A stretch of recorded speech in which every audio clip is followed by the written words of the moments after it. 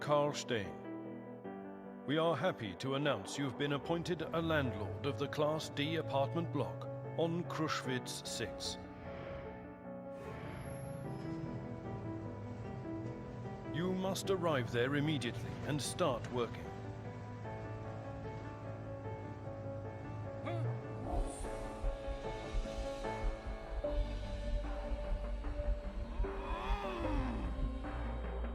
You and your family are given an apartment on the first floor.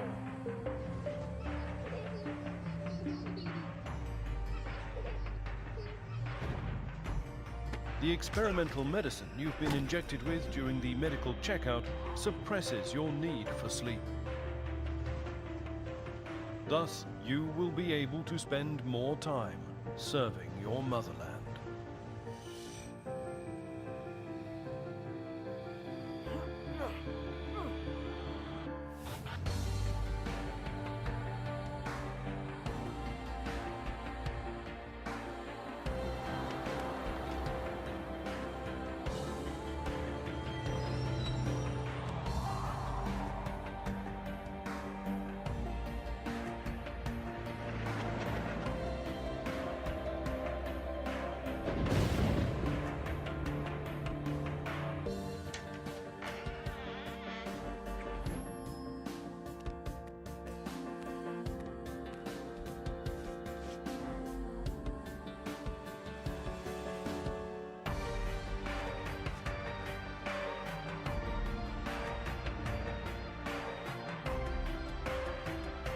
Welcome to the elite official rank, Ministry of Allocation.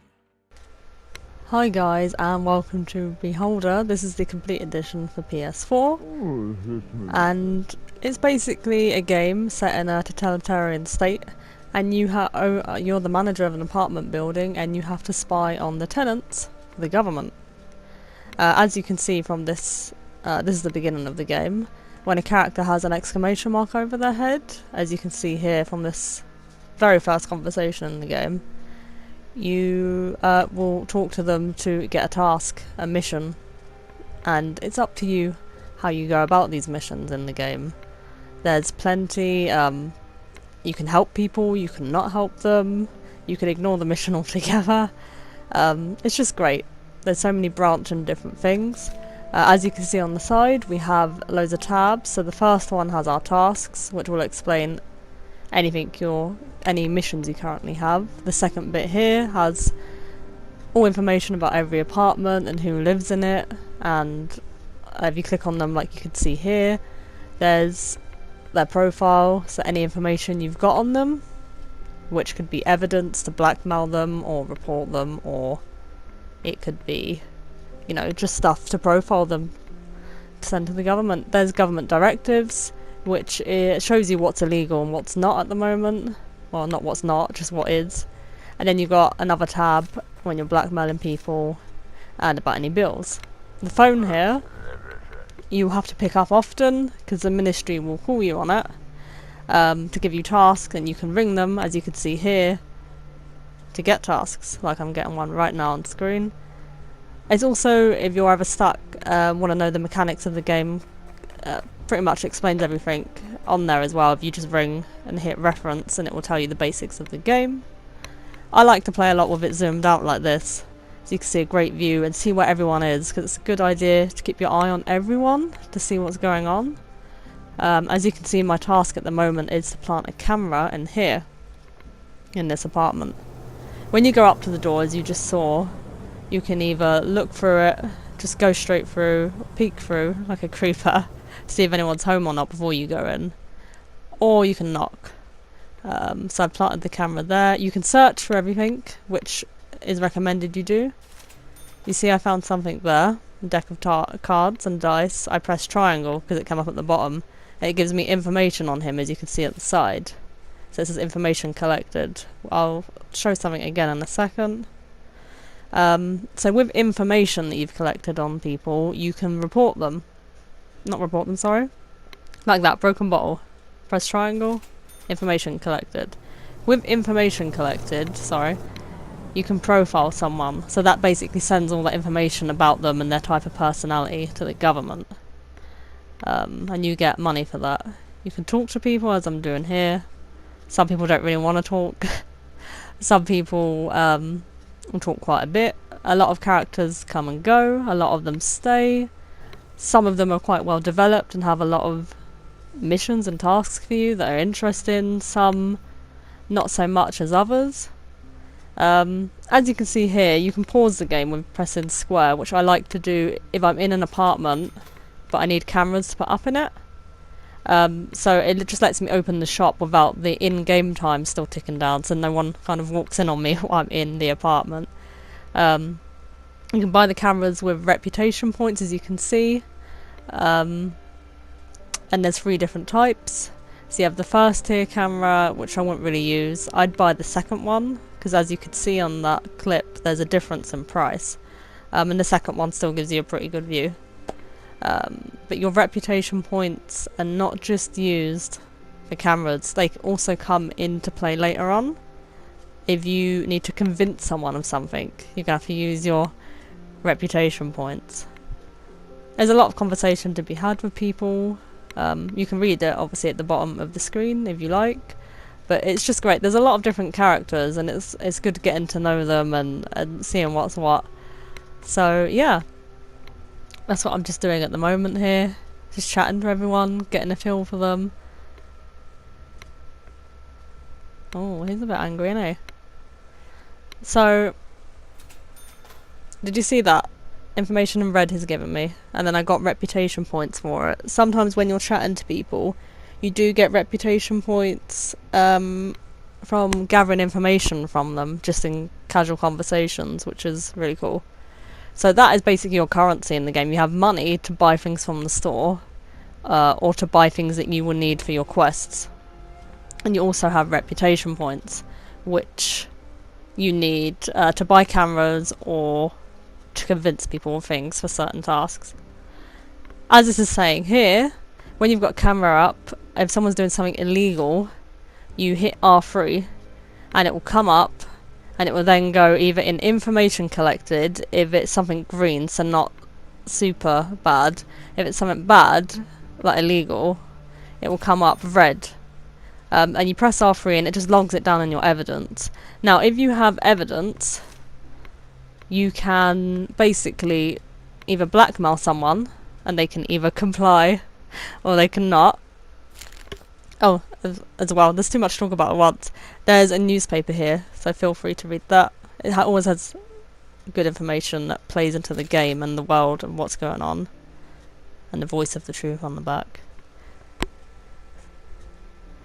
The soundtrack for this game is amazing. I absolutely love it.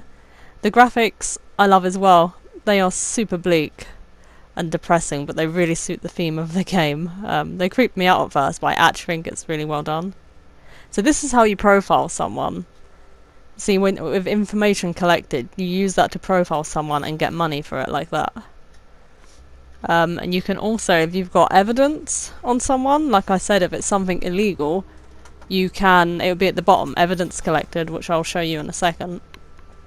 And you use that to either blackmail them, which they can comply to or not, or you can write a report.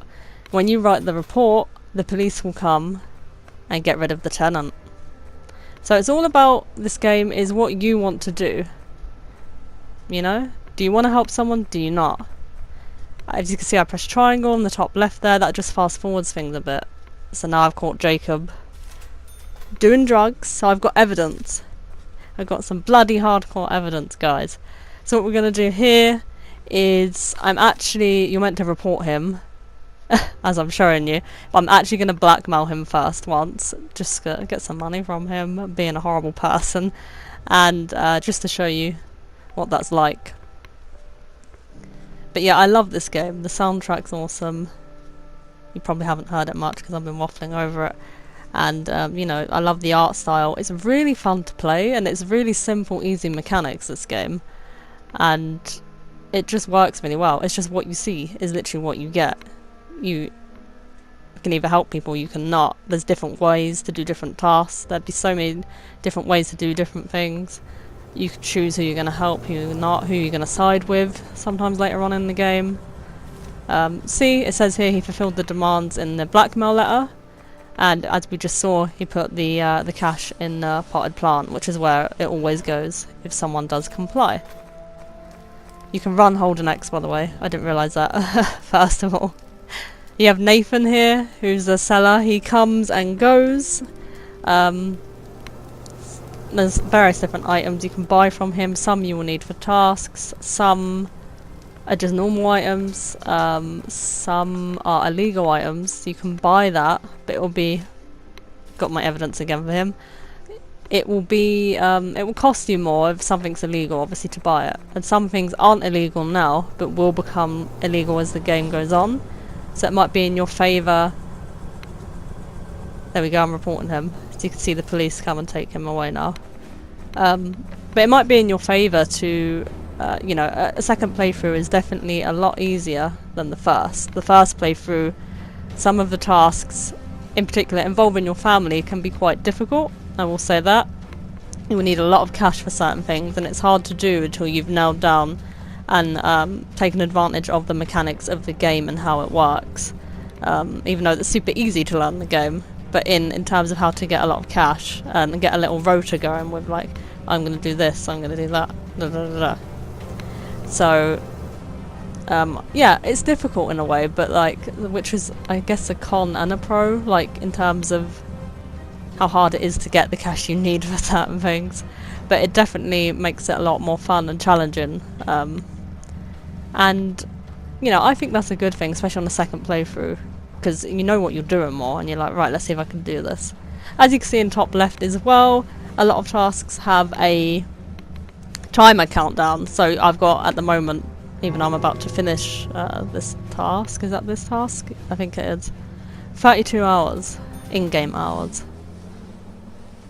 Right, as you can see there, when someone gets evicted, if you've reported them, or a couple of other conditions, there will be a box left outside their house of all their stuff. So always take it before you repair the apartment.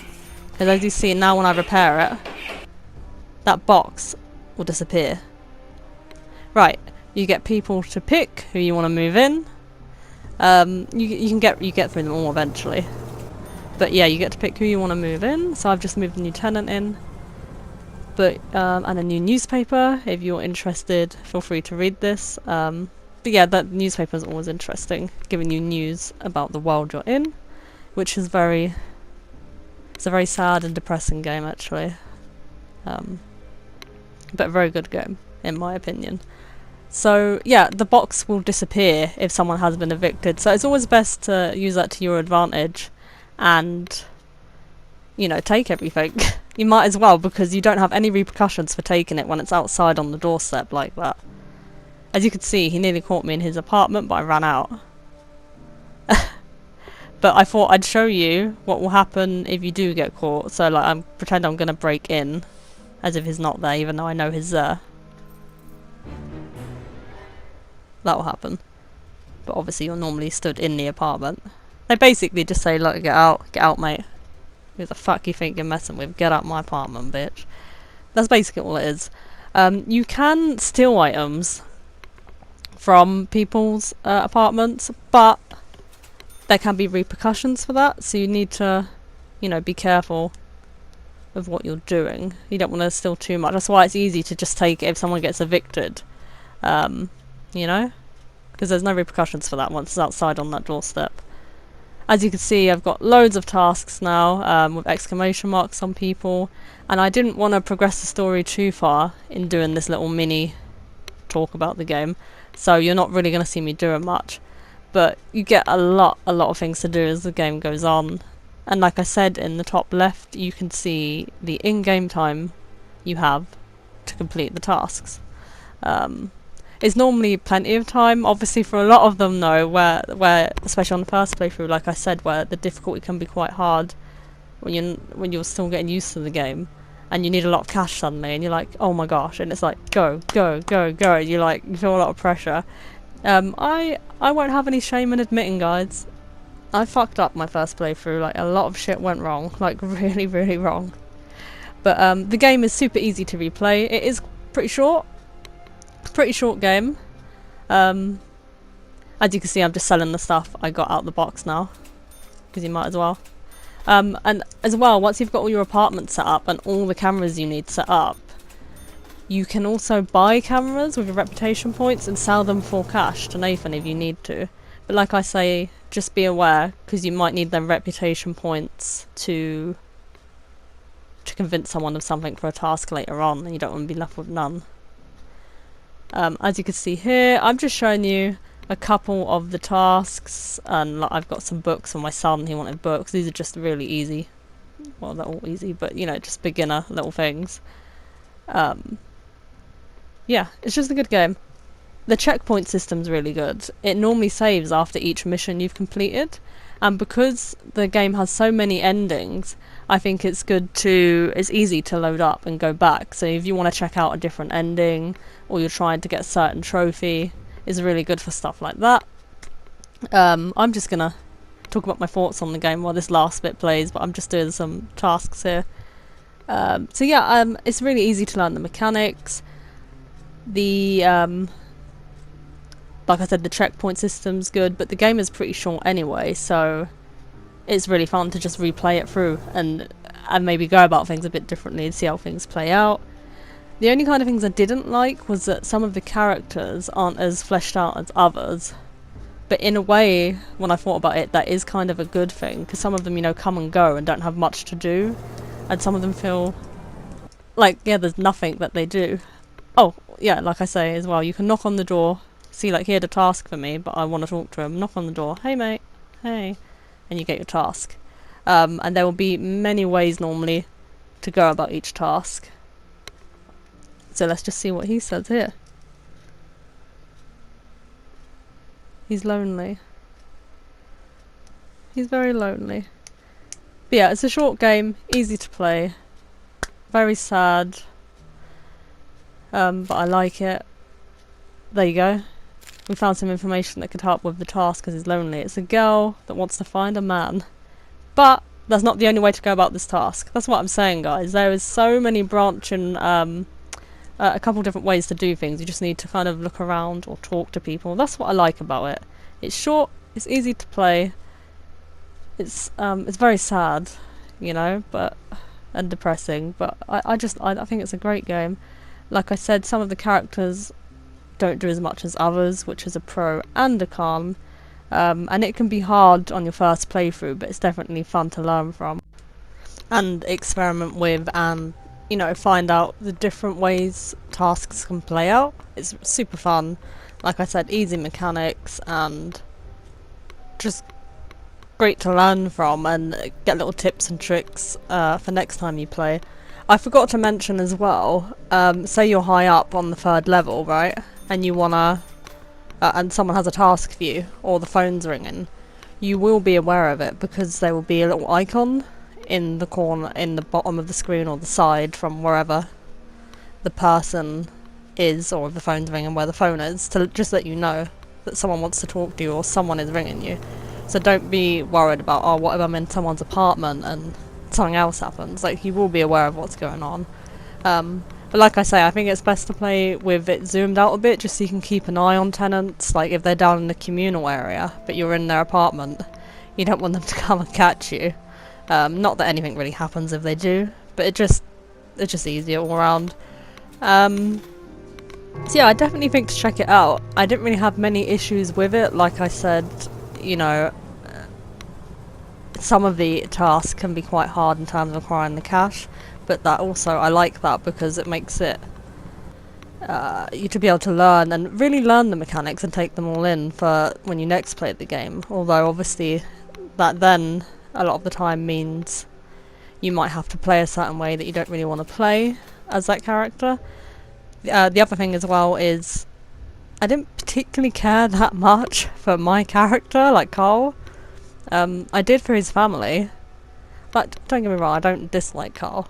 he's alright, but like, I just didn't get that, you know, I didn't, well, you know what I mean. But there's a lot of quests that I do quite like, and some of them are quite well, very, very sad actually. But I like that about this game. It really reminds me of this war of mine, The Little Ones, in a sense that there's different options for what you're going to do. Are you going to help this person or are you not? Do you know what I'm saying? And I like stuff like that. So that's all good. Obviously, like, the art style really fits the game. Like, I think it's great. The soundtrack's great. The checkpoint system's great. It's so easy to just jump in, especially if you're wanting to get a trophy or whatever. I did have an issue with one trophy for the DLC actually, which I haven't even talked about the DLC. I don't have any footage of it on this video, but the DLC is called Blissful Sleep, and if you're playing the complete edition, you will have access to that. Definitely check it out. It's really, really good. I liked it just as much as the main story, to be honest with you. So definitely check that out. It's quite unique, just like this is. You play as someone else, but I'm not saying anything about who. But you check that out. But yeah, I had an issue with one of the trophies on it. It wasn't popping, even though I was doing everything I was meant to. I don't want to spoil it, so it's hard for me to explain, but it's basically one of the main quest lines and you have to find out who someone is, but like obviously every time I played it I was doing that, but it just wasn't working. And I was even reading, like, I looked up a trophy guide, so I was thinking, am I, like, is something wrong with me? Like, I don't understand why I haven't got this trophy, because I was going for the platinum, which I now do have. But it just wasn't popping, and all the trophy guides I read, I did exactly that, but it just wasn't popping. So what I did was replayed it for the millionth time, and I went about something a bit different. Because like I say in this game, you have so many different ways to do your tasks, and what I did was I went about getting some information a different way. Even though everything still led to the same point and the same outcome, everything played out the same, but I just got the information differently, and somehow when I did it that way, the trophy popped, which was weird. But yeah, I don't have really much negative to say about this game. I definitely think you should check it out. I've got as you can tell, the video on loop here a little bit, just so I could talk a bit more. But it's great. As I said at the beginning, I didn't go too deep into the game on this because I don't want to spoil anything for you. But it does really open up, and you have more characters coming in, and a lot more tasks, and more interesting than, you know, where's the saucepan at? Not that there's anything wrong with finding the saucepan. So yeah, I definitely recommend you guys check it out. And yeah, if you have played it, let me know what you thought of it, and have you done several playthroughs? You know, I would say tell me what ending you've got, but try not to spoil it in case anyone else hasn't seen any of the endings or whatever. But yeah, let me know your thoughts on this game, guys, and thank you for watching.